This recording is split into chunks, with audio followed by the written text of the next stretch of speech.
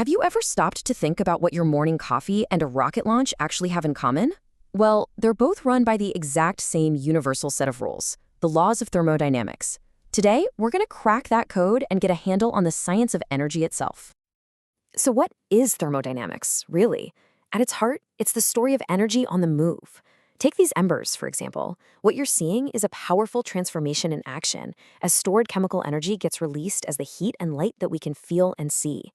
Thermodynamics gives us the playbook to understand, predict, and even harness these incredible energy shifts that are happening all around us all the time.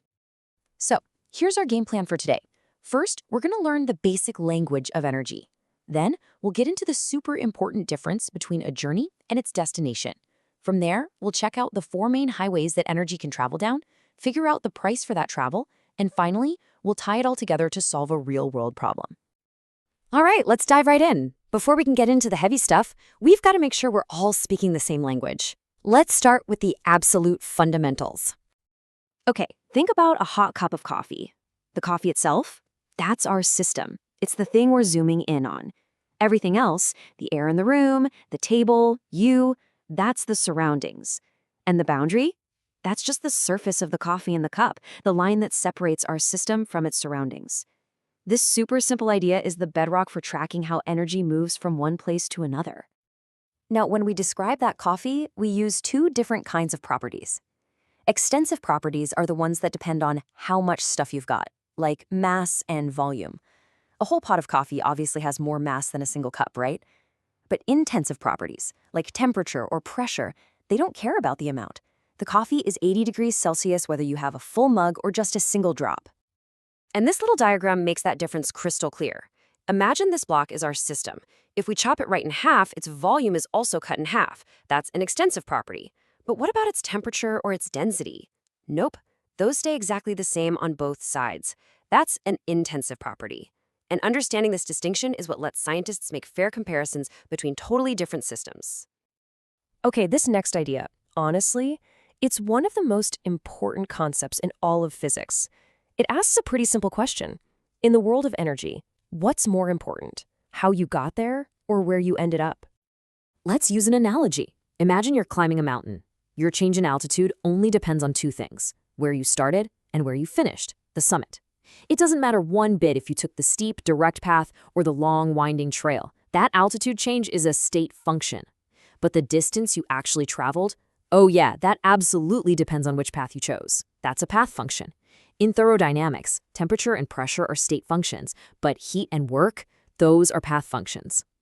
So if heat and work depend on the path taken, then what exactly are those paths? Well, in thermodynamics, there are 4 main highways a system can travel as its energy changes. Let's check them out. So these are the 4 big ones. And here's a little cheat code for you. The prefix iso just means same. And that's the whole key, because each of these processes is all about keeping one specific thing, like temperature or pressure, perfectly constant while everything else is changing around it.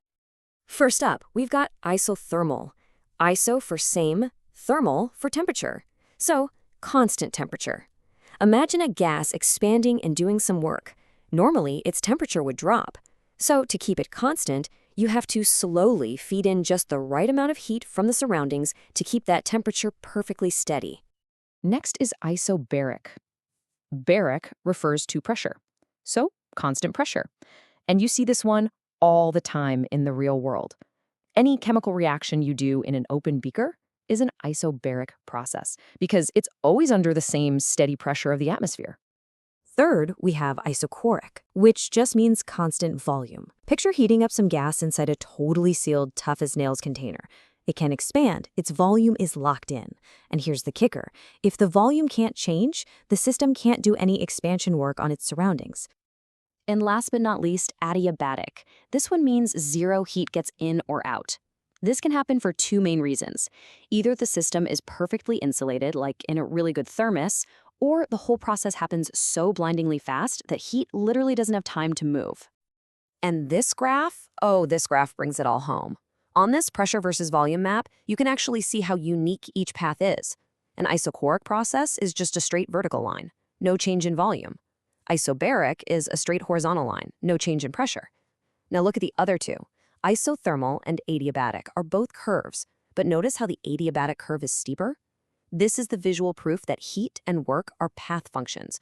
The route you take really matters. Okay, so we've got our 4 roads. But taking any road has a cost. So the question becomes, what's the price in energy to raise a system's temperature by just 1 little degree? That's where heat capacity comes in. Think of it as the cost to heat something up. A substance with a high heat capacity, like water, costs a lot of energy to raise its temperature. And yeah, it's definitely an extensive property. A whole swimming pool is going to cost you way more energy to heat than a tiny glass of water, right? So to be able to compare apples to apples, we have to standardize this. We talk about molar heat capacity, which is the heat needed for 1 mole of a substance, or specific heat capacity for 1 gram. By standardizing the amount like this, we turn an extensive property into an intensive one, which is way more useful for scientists. Okay, and here's where it gets really cool, because this ties right back into those processes we just talked about.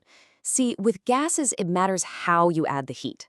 If you heat a gas in a sealed box, constant volume, right? All that heat goes into one thing, making the gas hotter. But if you heat it in a container where the lid can move, constant pressure, now the gas has to do 2 things. It has to get hotter and it has to do work by pushing that lid up. Some of that energy is spent on the expansion. That's why CP, the heat capacity at constant pressure, is always bigger than CV, the one at constant volume. And scientists have a really neat way to capture this relationship. It's called Poisson's ratio, or gamma. It's just the ratio of CP to CV, and because CP is always bigger, gamma is always greater than 1. This little number is surprisingly powerful. It can actually tell us what kind of gas we're looking at, whether it's made of single atoms like helium or bigger molecules like oxygen. All right, we have covered a ton of ground. We've got our definitions, our processes, our heat capacities. We have all the tools in the toolbox, so let's put them to work and see how it all clicks together. Okay, here's our setup. We're told the molar heat capacity at constant pressure, CP. We also know the total change in the gas's internal energy, delta U. The question is simple. How many moles of the gas are we dealing with? Take a second. How would you connect all these dots we've just laid out? Let's walk through this step by step. First things first, the formula for internal energy needs CV, but we were given CP. No problem. We know that for an ideal gas, CP minus CV is just the gas constant R, so we can easily find CV. Boom. Step 2. Now that we have CV, we can grab that internal energy formula and just flip it around to solve for N, the number of moles. Steps 3 and 4 are the easy part. We just plug in the numbers we know, and just like that, the math works out. All the concepts click into place and we get our final answer, 2 moles. You see, when you boil it all down, everything we've talked about, all these properties, processes, and calculations, they're really just sophisticated ways of doing energy accounting. They are the rules of the universe, all based on the first law of thermodynamics. Energy can't be created or destroyed, it can only change its form. So now that you have this new lens, what other parts of your world can you see as a beautiful dance of energy transformation?